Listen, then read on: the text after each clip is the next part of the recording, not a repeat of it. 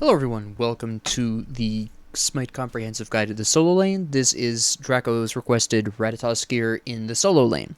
Now Ratatoskr, as a lot of Ratatoskr players I'm sure already know, is an unusually diverse assassin because his acorn can be built into one of 4 different forms, 2 of which are tankier. The first one, which I can't remember the name of off the top of my head and I don't use in the solo lane, increases his max HP by 10%. And allows him to heal, I think, 7% of his health and 4% of his mana with his abilities.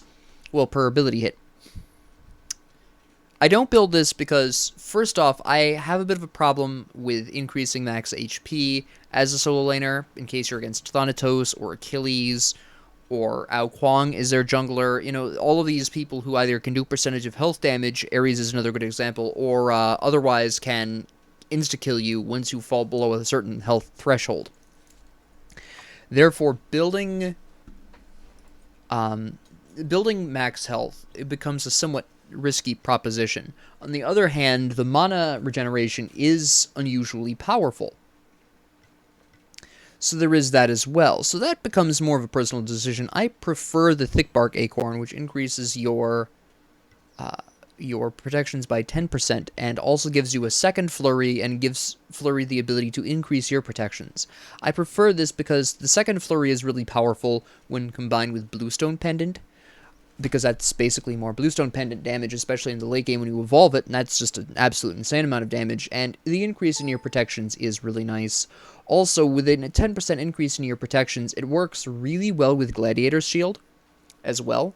Although if you prefer a bit more of a tankier Ratatoskr, it also really works well with Warrior's Axe, specifically the Sundering Axe, which does extra damage based on a percentage of your protections. I think it's 2%, it might be 3%.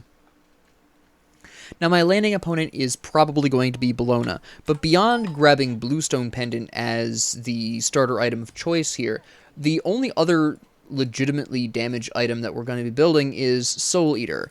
There are a couple of reasons very specifically for this. One is this actually will allow us to clear fairly effectively without losing much in the way of HP from the mid to late game onwards, because Ratatoskr actually has a AoE 4th hit, which really helps with the wave clear, and allows the lifesteal, the regular lifesteal portion of Soul Eater to be really unusually effective. Second, obviously, we get to heal even more from our abilities.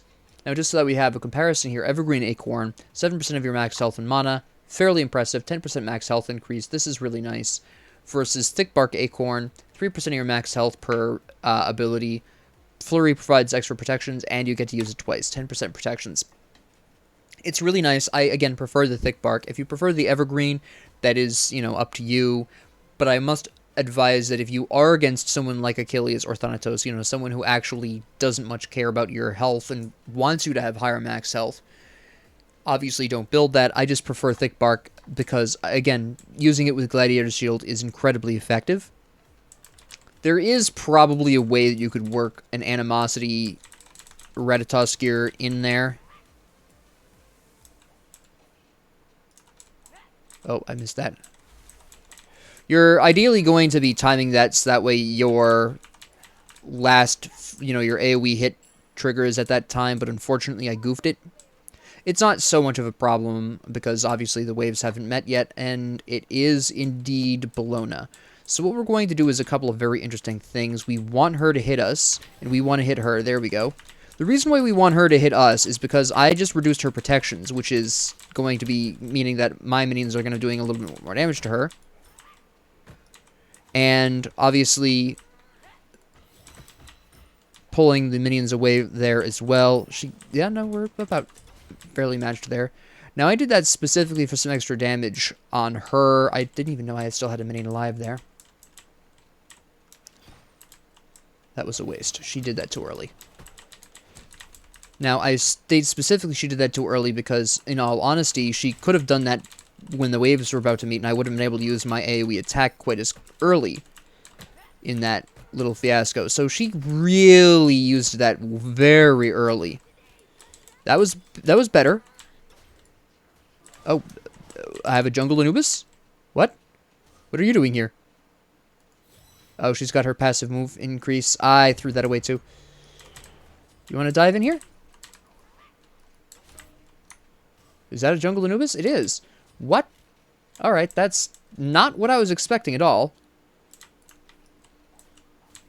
My wave probably absolutely wiped the floor with hers, because half of her wave was over there in the jungle with Noobs and I. She's in trouble at this point. She's dead. Yeah, she stayed too long there. The main problem right there was actually not her fault, nor was it something I deliberately did. It was pure accident. The front half of her wave came after me in the jungle, which surprised probably everyone involved. I'm going to be really honest. I didn't think that the minions were going to aggro from that far away. So I'm just as surprised as probably Bologna was, but specifically because it was her front line that specifically came after me. That meant that my entire wave not only had to deal with only the back half, but the back half dies faster. So they probably really quickly took care of that little fiasco pretty damn quick, and here we are today. Now, when you're playing Ratatoskr, I don't care what role you're playing him in. Flurry. Always Flurry first.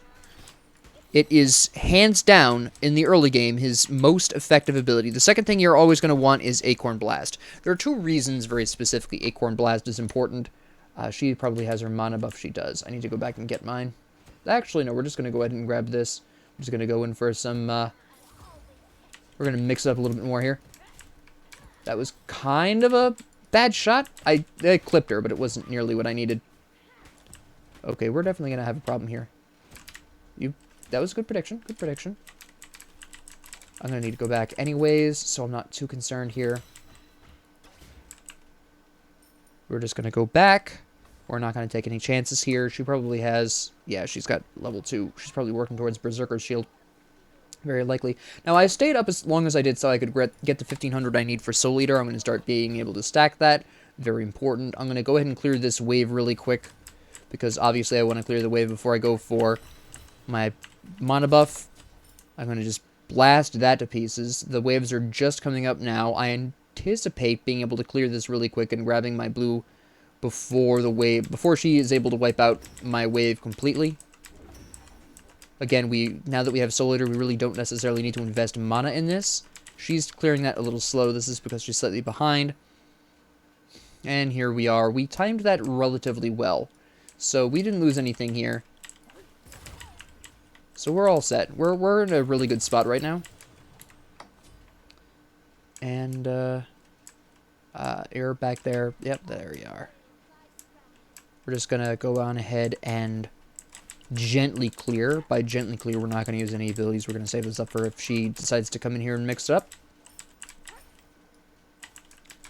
Now, the reason why Flurry is so powerful in the early game is, like I said before, it decreases the enemy protections by a flat amount, which specifically means that when their protections are already low by default, that means they're going to be taking a lot more damage than you would normally expect. At this particular point, we're going to start increasing our Acorn as well, because we can just do that in the field. Again, we're going to gently clear this. I don't want to use any abilities. She's waiting for me to use abilities. That is very specifically what she's waiting for. Just prevent her from doing any of that. We're going to go ahead and dash through her wave. I did goof that a little bit. I did not expect to actually get trapped in the wave. I accidentally also, you can see where I hit the wrong button there. On, Alright. Alright.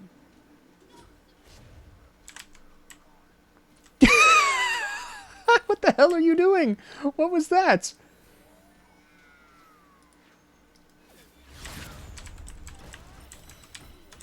And behold the glory of Ratatoskr. I have no idea what the hell Wheelish thought she was going to do there. She just used her shot. I knew it wasn't going to be off cooldown at this point, because she has not finished any cooldowns at all, so I knew that was still on cooldown. She had zero hope of being able to hit me with that, because there's no way Suku was going to be able to catch up to me in that amount of time. I don't know what...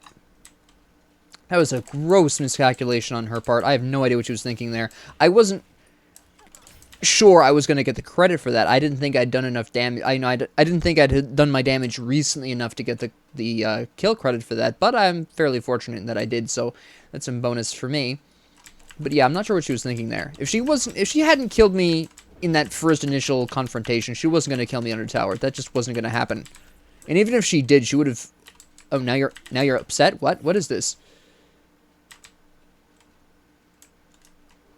Seriously? What, you want revenge now? What is this? She's wasting her time coming over here. Yeah, she's going to steal the back harpies. That's fine, but she didn't arrive in time to steal my blue. No, behave. Now notice also I'm not increasing my ult. Your ult really doesn't matter for damage. It honestly does not. You don't need it for damage, you need it for travel mostly. And now that we've done that, we're just going to teleport immediately back, because I actually want to increase my acorn at this point for some extra healing.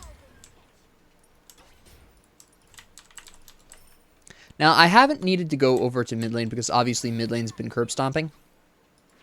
Where are you at? There you are. Save it for the hammer. Save it for the hammer. There it is. She backed up, so she played that pretty smart, actually. She backed up so I couldn't get the stun, because you can only get the stun at close range. Good play, good play. Why the hell are you here? Alright, yep. And then I just dash out of here because you mistimed that. Okay. Now, they're leaning heavily on this lane for a couple of very specific reasons. The first one is, because this increases my protections by 10%, this means that Ratatoskr gets unusually tanky in the late game, despite being an assassin in the solo lane. He does surprisingly large amounts of damage. I'm assuming he's still over here. So he still is able to maintain a fairly decent amount of damage despite building protections due to just the absolute insane amount of abilities he has access to, as well as obviously the acorn. Now, you'll also notice that I didn't immediately double flurry. I kind of waited a couple of seconds. I actually should have waited slightly longer, but I wasn't sure if she was going to make a break for it. She kind of did. But you actually want to wait for the boosted protection effect to end before you turn around and use it again, because that means that you're basically just refreshing the effect too early. So you want to actually very specifically time that flurry effect for maximizing the duration of time you have boosted protections for. And again, we're just going to go ahead and soft clear this. I don't want to use abilities on this. I don't need to. First off, it doesn't look like she had teleport up. Nah, she did not. That's fine. What are you building, by the way? You have Berserker's Shield like I thought, and you're probably going for... I'm going to have to assume Mystical Mail is what she's going for next. That's my best guess. Right now. As a general assumption, is that she's going to go for that Mystical Mail.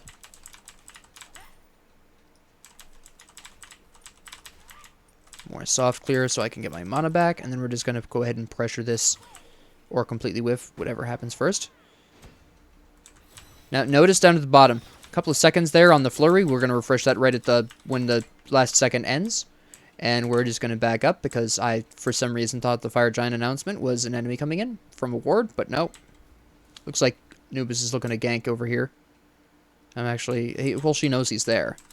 She saw him. She was looking directly at him. I don't know what he's doing with the Wheelers in there, but alright.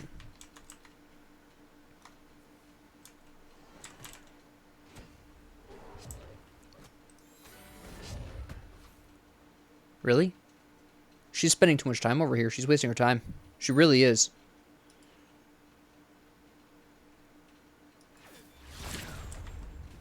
I just did that to clear the wave. Yeah? Holy cow, we have everyone over here.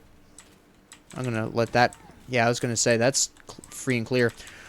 Now, she kind of brought that upon herself. I'm assuming my teammates understand what's going on here, that namely that the enemy team is trying to keep me lower down because of how dangerous Rat can get in the late game due to his unusual build possibilities. Alright. It did not hit me as hard as I was expecting it to, but sure. But, yeah, they came over. I'm surprised Fafnir came over. I'm not surprised to see Anubis over here. He's the jungler. That's pretty standard for him here. He needed to counter-rotate the Awilish at this point anyways. It was a good counter-rotate. I'm surprised to see Bakasur over here, who is, incidentally, what, our mid, I think? And I'm also surprised to see Fafnir over here, which probably is the biggest shocker of all. Especially since he's apparently hard-carrying dual lane. What the hell is that? I know, I just saw Wheelish over there in that ward. I know she's back over here. She's looking for revenge. This is the problem with reacting emotionally in Smite, okay? I'm not saying to just be an emotionless zombie when playing this game. That's not quite what I'm saying. But I want you to understand that letting your ego get in the way really is going to hurt your team. A Wheelish has spent far too much time in my lane, absorbing experience away from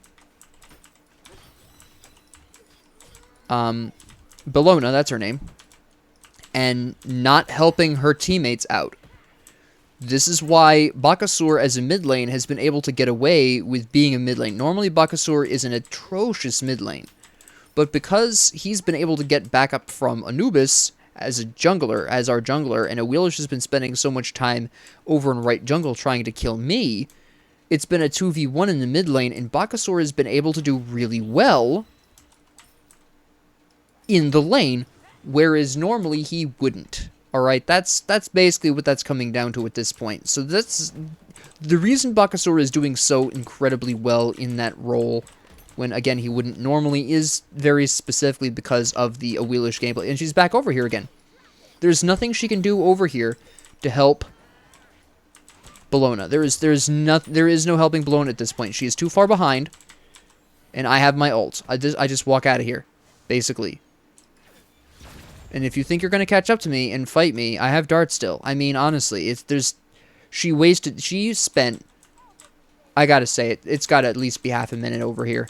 She had to come over here. You have to understand, and I'm incorporating Suku into this calculation. She had to ride Suku over here, hover around in the jungle, check out what was going on, right? Back out, come back into a potential fight, which wasn't going to happen. And then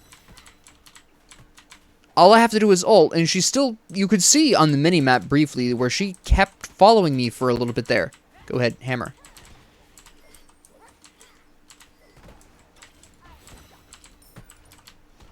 Good play, good play. I have minions, though, and you don't. No, I'm not going to be able to chase her like that, and I'm assuming, based on how Awilish has been behaving this whole match, I'm assuming Awilish is going to be coming over pretty soon. I'm not going to chase that. That seems like a trap. Or if it's not a trap, it's very unwise without me knowing very specifically where Awilish is at this time, because she has been haunting the lane. I know she has the vendetta against me. I'm not going to take that chance. Alright, it's just that simple. I don't particularly want to just feed her kills. Now, keep in mind also, I'm dominating. I don't even have my damn protections yet. I have Thick Bark Acorn, alright? We're going to... Holy cow, that comp. We're going to go for Gladiator's Shield. And then the very next thing I want to build is Mantle of Discord. Now, I'm building Mantle of Discord extremely specifically because I still need magic protections. I forgot to build... well, it's not going to matter. Honestly, I'm so far ahead. I need magic protections specifically for Vulcan. I still want some magic protections. My item after this is honestly going to probably be Void Shield, to be completely honest. Because they have a lot of physical. Oh, I could probably also get away with Contagion. That might also work. No. What do you... You're not going to win this fight. I just interrupted your big attack. What are you doing? I'm going to slow you down so I can slap you a little bit harder here. I'm going to wait to use... Yeah, no, you can't win a fight with me. You know this. I don't even need to help my allies right now. Because Wheelish is probably over here. Oh, no, she just died. Okay, no, never mind. I just made a assumption there, but it wasn't necessarily a bad assumption. I'm just going to take this really quick. I don't even care. I'm just going to heal off of you really quick here. And then here's this absolute mad lad. Hello. Oh, wow. Bye. Behold the power of solo lane Ratatoskr. Honestly, he can really do well in the role if you build him right, if you do everything correctly. I actually think I'm going to go with... Vulcan is... You know, I think I'm going to go for Horrific Emblem, actually. It's going to help against Jingwei. It's going to help against Bologna. It's going to slow down Vulcan enough where I could easily catch up to him if I needed to. It's going to do diddly squat against a Wheelish, and it will only help against Horus until he gets his healing dash back up. Hi. What the hell was that, Horus? What? Alright. I think they're panicking. A distinct possibility. So, a lot of my huge advantage right now stems from that first death of Bologna because of the weirdness with the wave. But honestly, I still had a fairly good advantage. Ratatoskr versus Bologna is a surprisingly good matchup for Ratatoskr, primarily because I can interrupt her hammer. That's a lot of minions. What are you doing with all these minions here? What is this?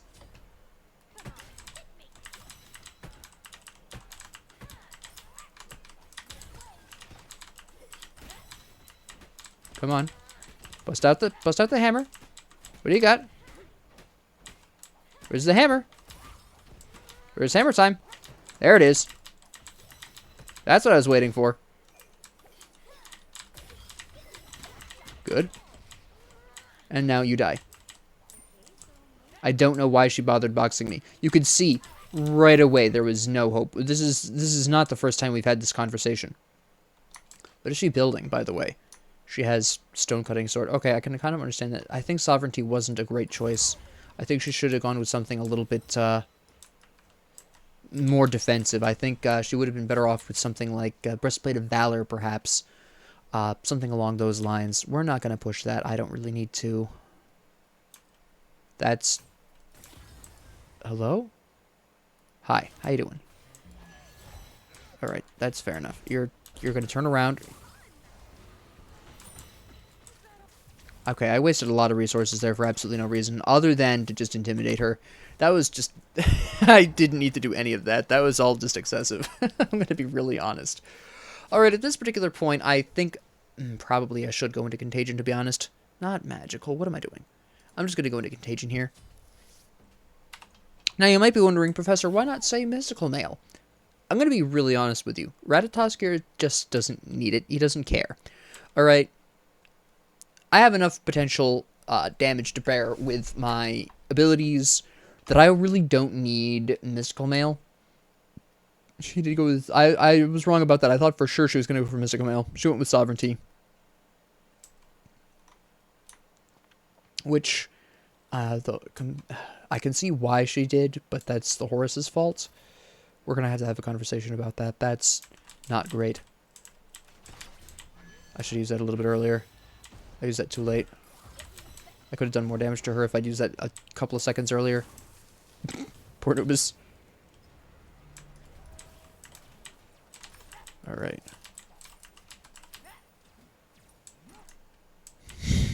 We're going to be able to take this. This isn't going to be too challenging.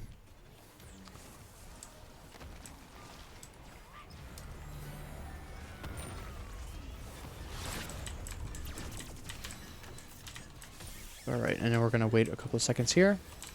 Dodge the Vulcan ult, because that's about the only thing at this point that's going to actually significantly hurt me.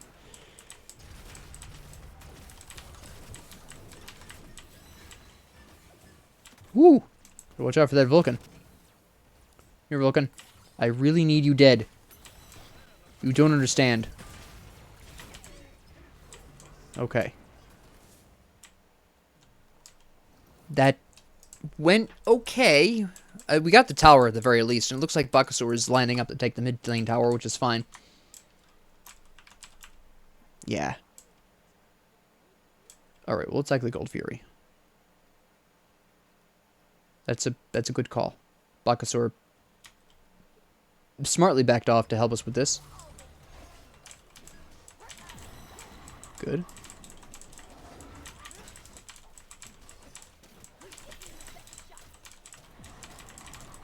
Okay. Excuse me.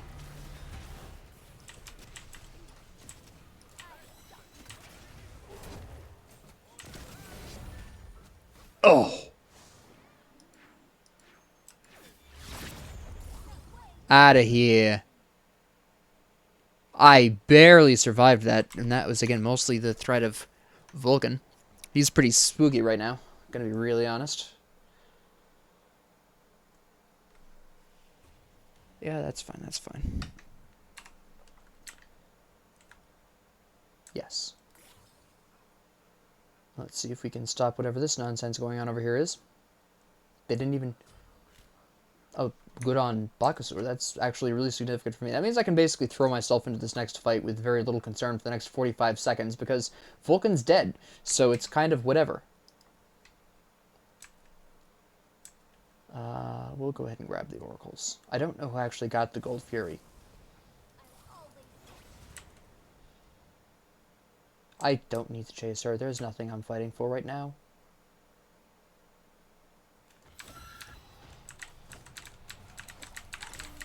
Let's go ahead and do this really quick.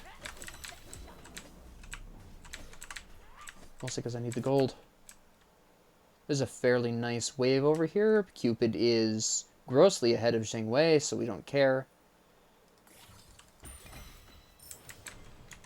He's not going to care if we take this. He doesn't need it that much.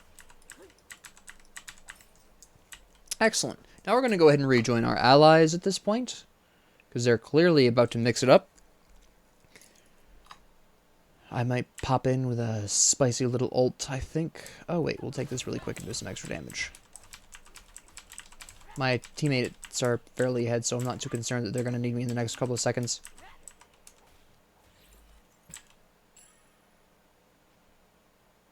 I just got to take out Vulcan here.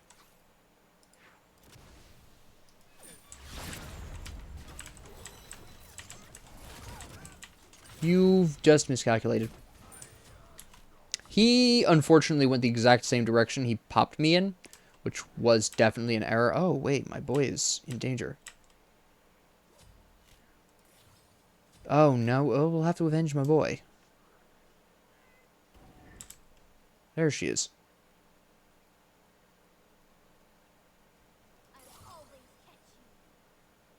Don't think you're getting away. Mostly because right now, well, we probably should go for the fire giant, but I think we are not going to be able to find her. Yeah.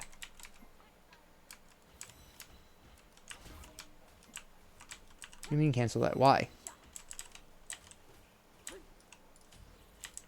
Okay, how the hell? What's going on over here?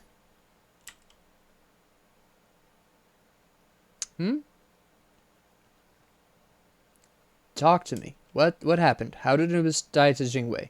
I just heard a Wheelish get onto her Suku. Over here. There she is.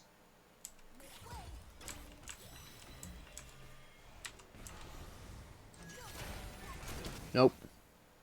No, that's death waiting to happen. We're gonna back out of that. There was just way too many of them there. I had 0% chance of getting reinforcements. It wasn't worth it. It was not going to be worth it. There was nothing to fight for. There was no objective I was trying to attain there. It's not like I was going to go and take a tower or something afterwards. That wasn't going to happen. So, just back off. It wasn't going to be worth it. Right now, I'm going to go ahead and build up Bluestone Brooch. And I think I'm going to... Yes, I am. Spectral Armor. Fantastic. Alright. Now, I'm only building a... actually, that's probably a really good idea, because Jingwei is building crits. Yeah, I'm going to go ahead and stick with that. Anyways, the only reason I built that specifically is because of all the physical damage on their team. Normally, I would build something along the lines of Mantle of Spirit, or the Spirit Robe, or whatever it's called. Spirit Robe, yeah. I would normally build that, because getting double protections is always a little bit better than anything else. Peekaboo.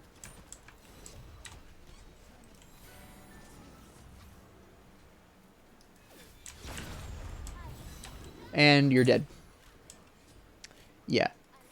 We really need to kill Vulcan. He's scary to me. I'm going to help out Bakasur first, though, because this is clearly going to end badly if we don't. There we go. Did they already take out Vulcan? Where is... Okay, who cares about Vulcan? We can forget about Vulcan. He doesn't matter right now. He's not going to be able to do anything by himself. I'm pretty sure he already used his ult, so he's got zero potential at stealing this.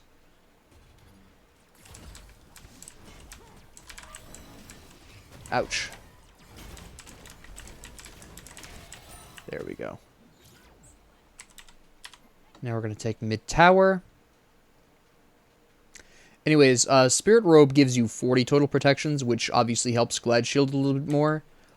It helps... It has 10% cooldowns, which you really want, because at this point you'll notice I only have 30. Again, this is more specifically because of their team comp than anything else. But again, as a solo laner, you kind of have to build around the enemy team comp in the first place anyways. You did not just try that.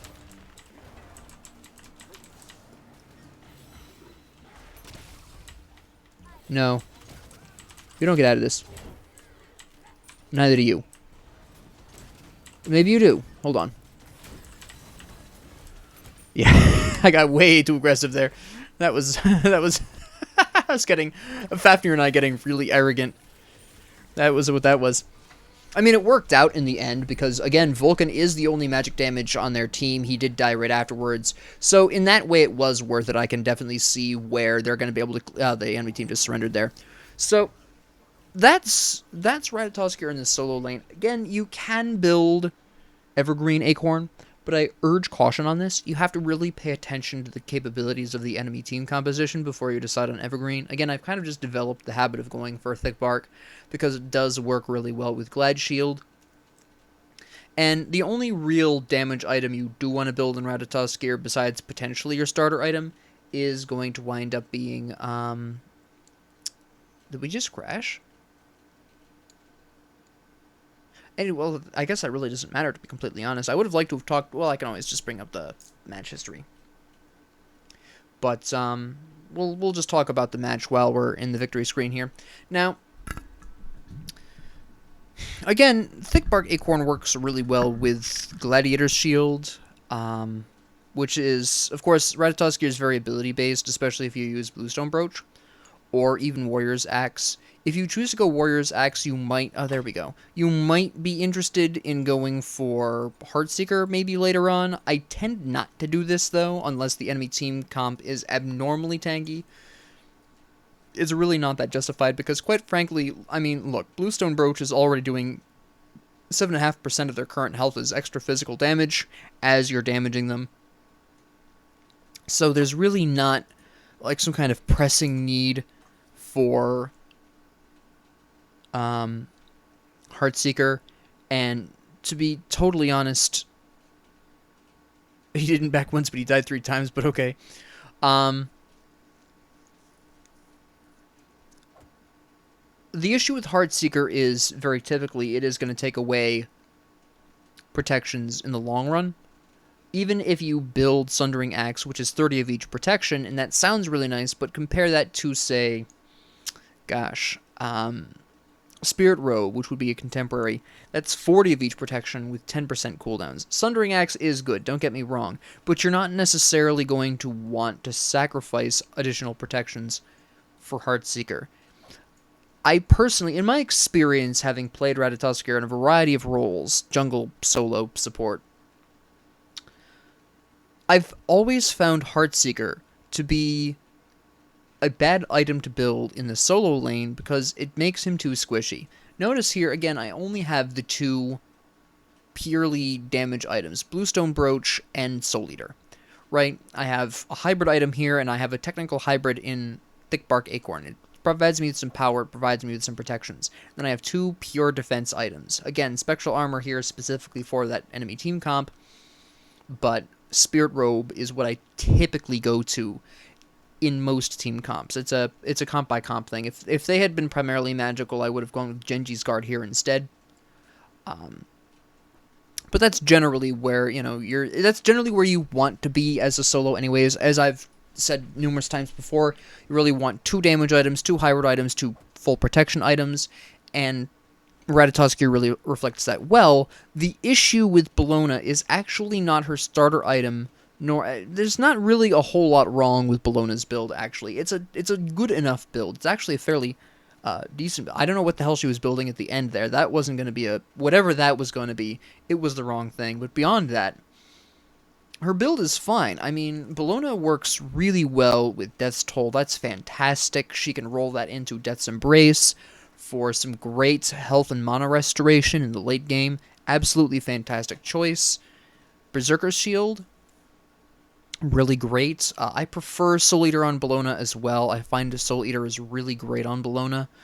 She had Death's Toll, so she didn't need that. I can understand completely why she went with Berserker's Shield. This was an interesting gamble because there was the very strong possibility that Anubis could have been in the solo lane, because Anubis is a great solo laner. Turns out he was the jungler for some wild reason. He did decently well in the role. I'll talk about Anubis in the jungling role in a bit.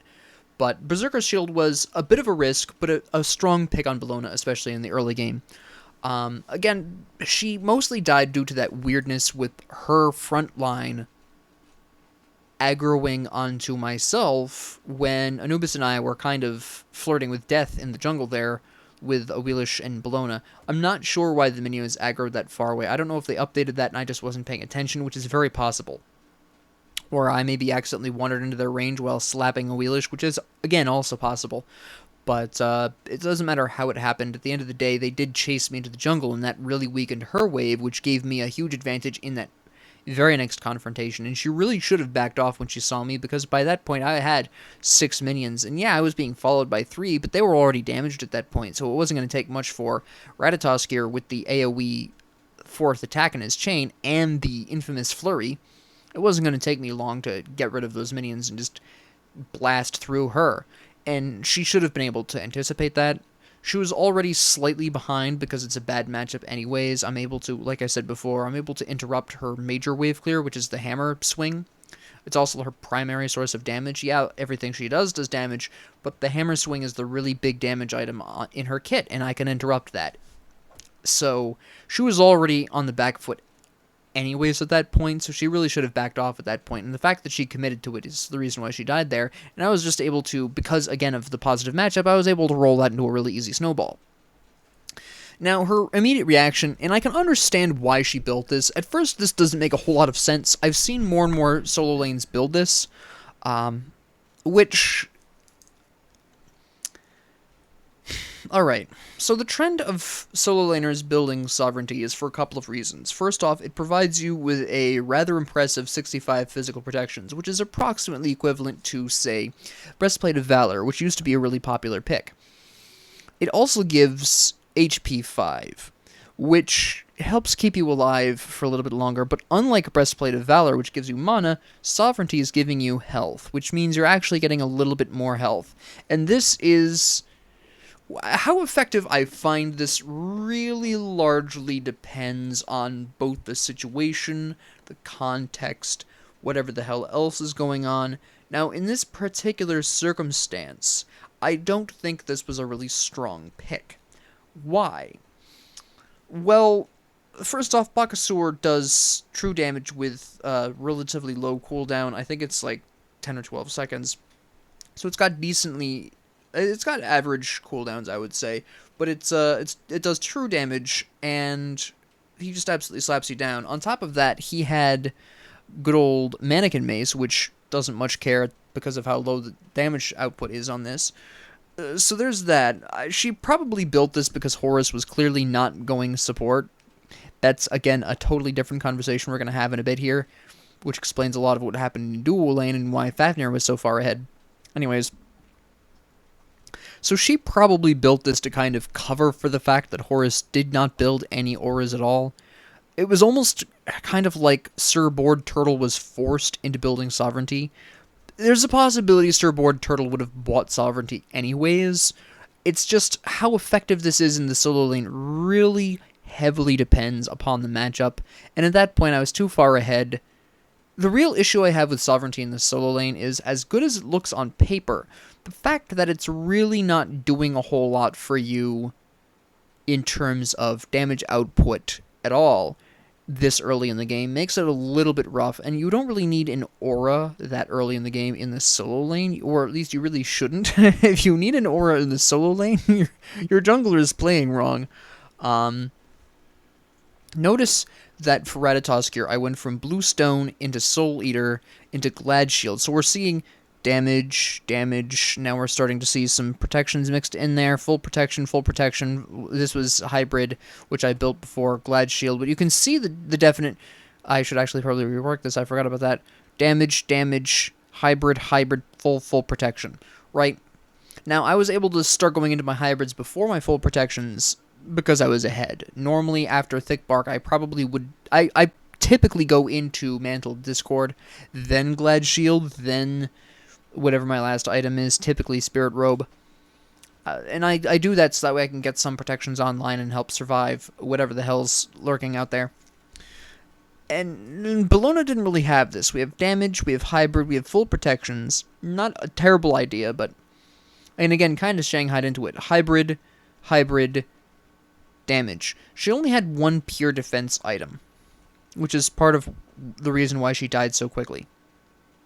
Because this, yeah, it has 50 magic protections, which is good, but compared to Pestilence with 80, Bulwark of Hope with, I think, 70 now, you know, there's just much stronger, defensively stronger magic protection items. And again, I understand why she built this. She was going for an auto attack build.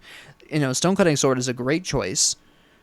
It's just that Sovereignty wasn't the optimum purchase here, but I can understand that she was kind of shoehorned into that. Another problem with Bologna is that she built her magic protections too late in the game. Consider. Death Toll, fine.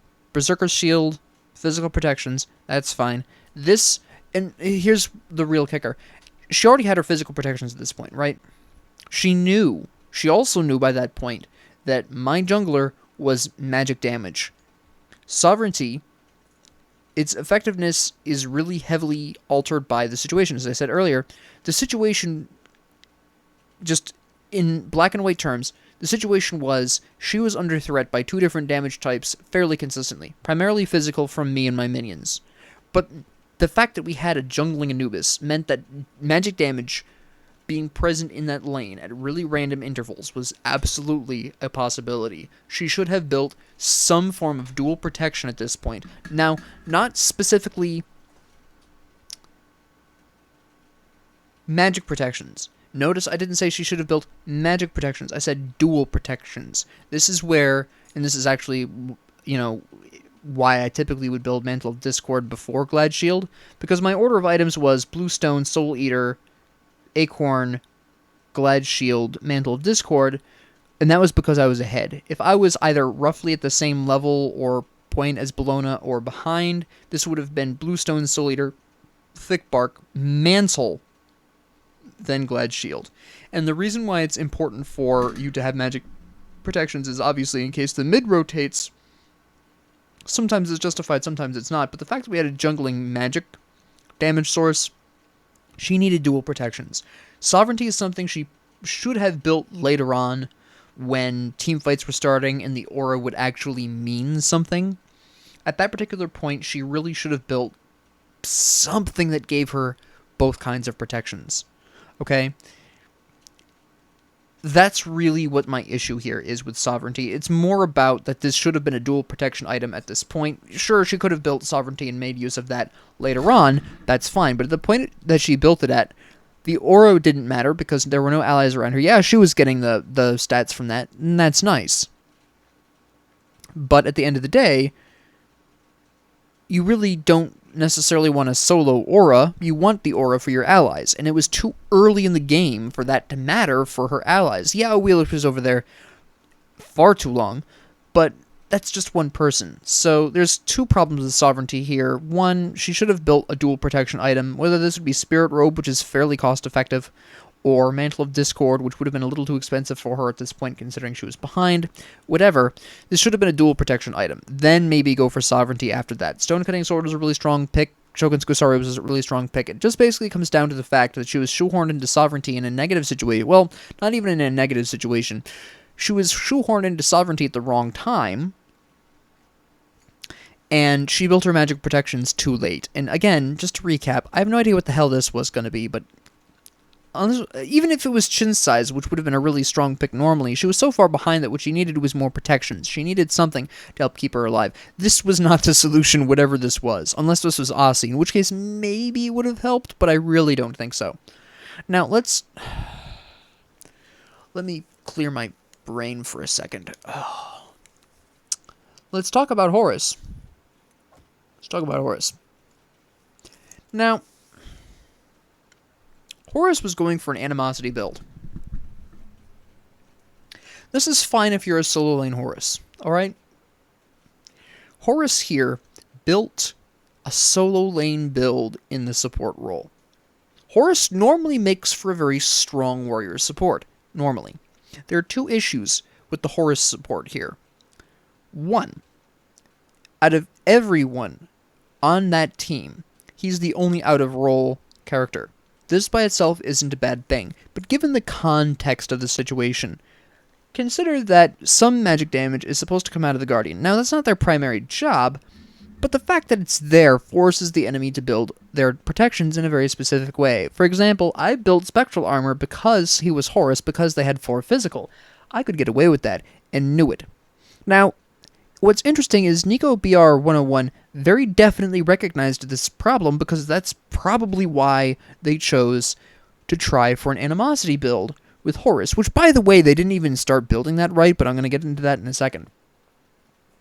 So, recognizing that there was a complete lack of magic presence, I mean, literally it's just Vulcan, they decided to go for an animosity build to try to make up for that. So, okay, I'm a support Horus, let me do some magic damage with my auto attacks. There's a couple of problems with animosity Horus that nobody talks about.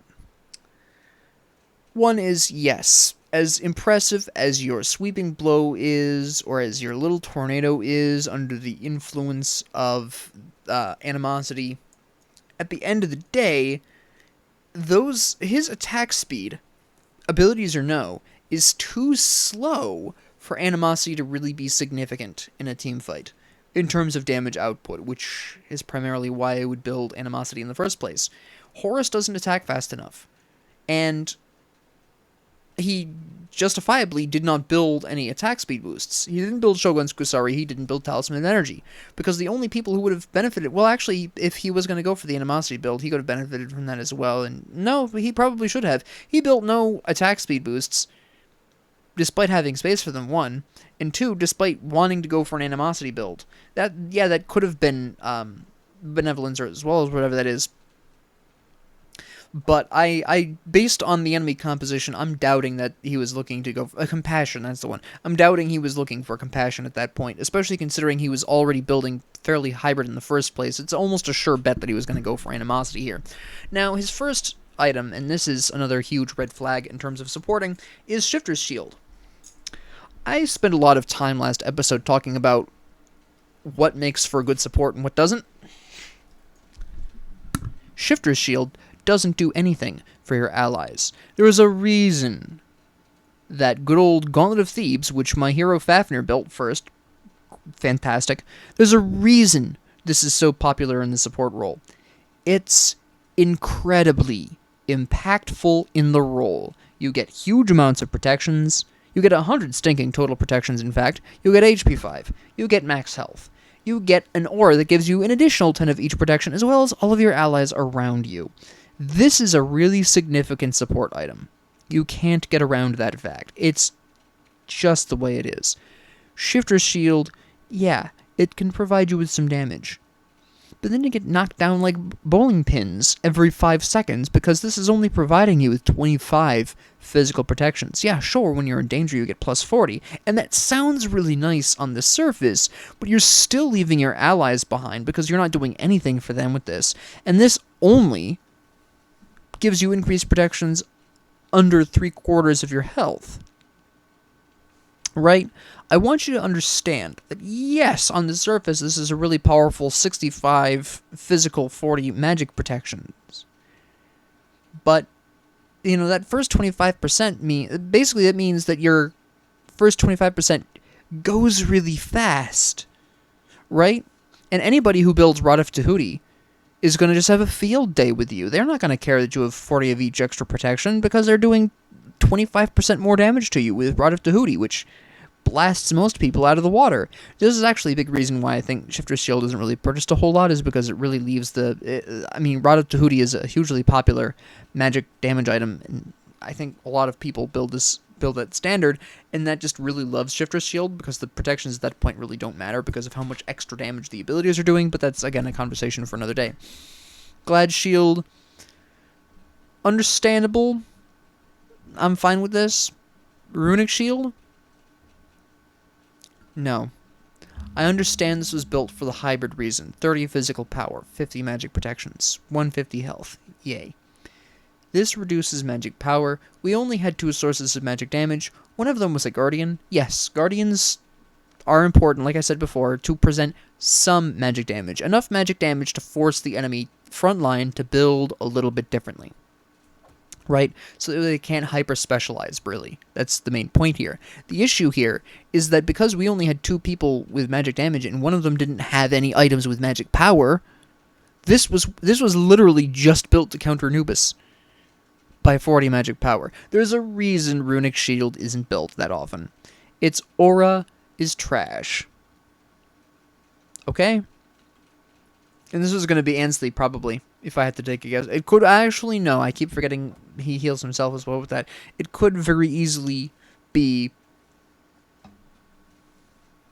Caduceus Shield.